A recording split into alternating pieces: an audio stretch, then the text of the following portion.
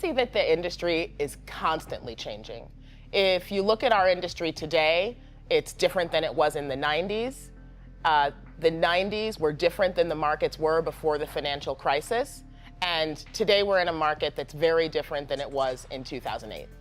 So the industry is constantly evolving. And for us as investors, it's one of the most exciting things about being portfolio managers and about being entrepreneurs.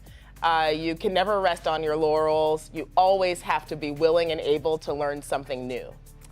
But that being said, at Matarin, we don't want to be overreacting to short-term noise. There's a lot of things that can be moving or distracting in the markets, and we believe that we'll be more successful if we can stay focused on long-term ideas and on a long-term discipline, not on every small change, essentially separating the true signals from the noise.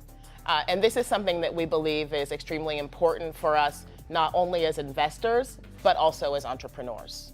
Often we get asked how we see our company evolving over the next 5 to 10 years. But believe it or not, when we founded Matarin, we had an even longer time horizon than that.